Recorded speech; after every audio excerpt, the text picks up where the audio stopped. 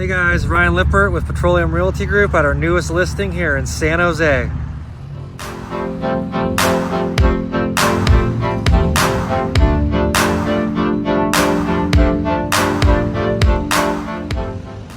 This station features a fuel island here with 4 gasoline dispensers and 1 E85 dispenser.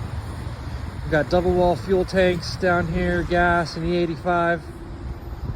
Then we've got a nice large building with a store, some office space up top, and some bays there for window tinting and other uses. And then we have a nice car wash entrance right here, served by a 130-foot tunnel.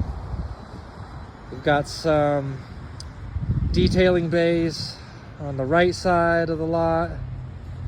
Car wash exits down here on the left side, where we have some more detailing bays. Beautiful site here. Reach out for more information.